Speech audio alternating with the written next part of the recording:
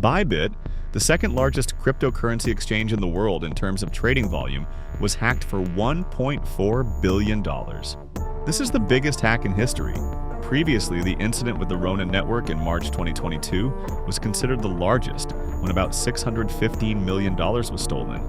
And in 2014, about 650,000 bitcoins were stolen from the Mt. Gox exchange, which at that time was estimated at about $500 million. Thus, the recent Bybit hack surpassed all previous cases in terms of the scale of stolen funds.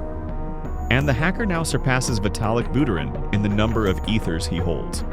ZachXBT has provided evidence that the Lazarus Group, a hacker group linked to North Korea, is behind this hacker. North Korea's GDP is about $30 billion, which means hackers stole about 5% of the country's GDP in just a couple of hours. To understand the scale of what happened, but did the hacking actually happen, as they say all over the internet? I would say that the Bybit exchange was not hacked at all. Let's figure out what happened, what it means for you if you have assets on Bybit or another exchange, and end with the most important lesson for any crypto investor. We know at the moment that every 2 to 3 weeks, Bybit moves the cryptocurrency from a cold wallet to a hot one. The amount of the transfer depends on how much money is required for the daily operations of the exchange. For example, operations such as user withdrawals. We were doing a regular cold wallet transfer to our warm wallet. So we typically do this type of transfer every 3 weeks, 2 to 3 weeks, depends on what is the balance that we have in our hot wallet. To do this, they use the Safe platform, a popular tool that requires multiple people to approve a transaction. We can say that this is a kind of collective signature to enhance the security of the transaction. In this case, the signature of 3 people was required. The last one belongs to Bybit CEO Ben Zhou. What happened next? At the time of the transaction, Bybit transferred 30,000 Ethereums worth approximately $80 million to its hot wallet. Here's what Ben Zhou says. At least speaking for my part, I was the last signer of this transaction. When this transaction came, it was a normal URL. I double checked. So all of that checked out, and the initial transfer that we made was around, I believe, 30,000 ETH. After that, Ben signed the transaction using his cold wallet. But it was here that something went wrong. And this moment exposes the whole truth, all the bitterness of what happened. When the transfer process was completed, the hacker managed to steal over 41,000 ethers, resulting in over $1.4 billion in losses to Bybit. But there is some good news.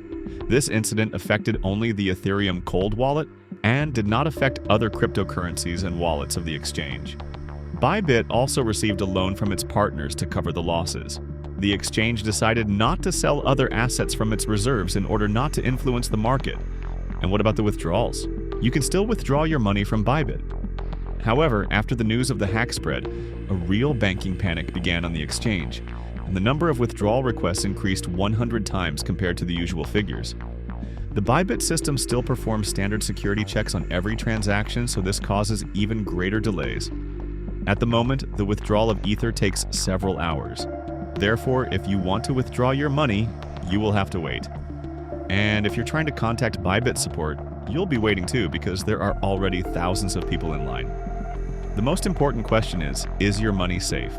According to Ben, all assets on Bybit are secured 1-to-1. That is, even if all users want to withdraw all their money at the same time, the exchange will be able to do so because they have more than $20 billion in reserve. Is it true? It is still unknown, but time will tell. However, many users are already comparing this moment with the collapse of the FTX exchange and predicting the same fate for Bybit. But what is the difference between Bybit and FTX? FTX managed user funds as its own. When CZ raised the issue that FTX did not have enough reserves, the exchange's customers rushed to withdraw their money. As a result, it turned out that the exchange really did not have sufficient coverage of its users' funds. This led to its collapse. According to them, Bybit has about $20 billion of its own funds. How did a hacker manage to steal almost $1.5 billion? The answer to this question will help you not to lose your money. Although there's no official confirmation yet, It seems that the attacker was able to replace the interface through which the transaction was signed. That is, when Ben checked the destination address, he was actually looking at the fake safe website and not at the real multi-signature interface. Simply put, the hacker created a fake website that was visually identical to the original and then imperceptibly replaced the transaction with his own. This is one of the main reasons why you should not connect your cold wallet to websites and thoughtlessly sign transactions. If you don't pay attention, you can accidentally approve a malicious contract, as in this case. But the craziest thing is that all this chaos might not have happened if a person had shown even a little attention to detail. At least speaking for my part, I was the last signer of this transaction. Ben himself admitted that he was the last signatory of the transaction. I saw this transaction, I was the last signatory, so I clicked sign. He believed that the other two signatories had checked everything, and therefore simply used the Ledger hardware wallet to finalize the transaction. The advantage of Ledger is that even if your computer is infected or displays incorrect information, real data is always displayed on the screen of the physical device. And I use a Ledger as a hardware device for the last signing part. Okay. But here's where Ben made a key mistake. He didn't verify the address on the Ledger device itself. If he had checked, none of this would have happened. One of the problems with Ether cold wallets is that it does not always show the full destination address, but only a part of the code. I checked the code, but I didn't check fully. What? Bro, what are you talking about, man?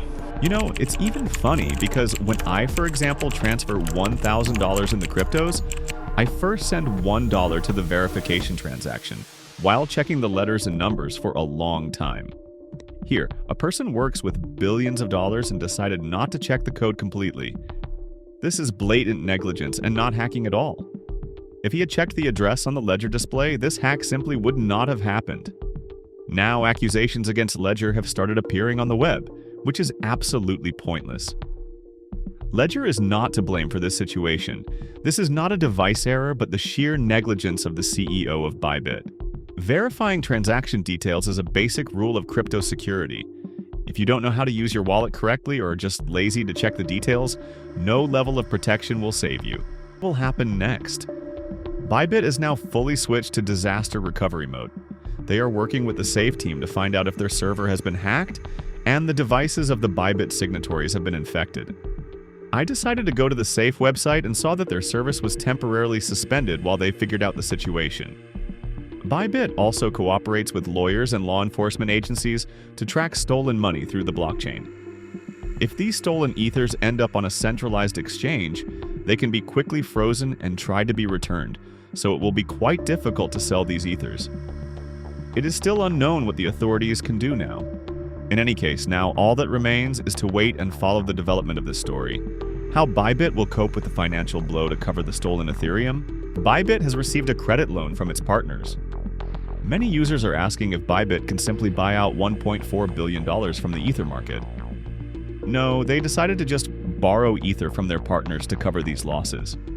There will be people who will ask why they don't cover these losses with their reserves if they have them. Instead of selling off assets from their reserves to buy Ethereum, which could bring down the prices of the coins they were selling, they decided to borrow Ethereum. Not a bad option in this situation. This is a strategic decision that allows them to maintain a balance of reserves, not put pressure on the market with possible sales, and compensate for lost ethers. Thanks to this, users can easily withdraw money from the exchange, and not only ethers and other cryptocurrencies. The only thing is that withdrawal may take longer than usual.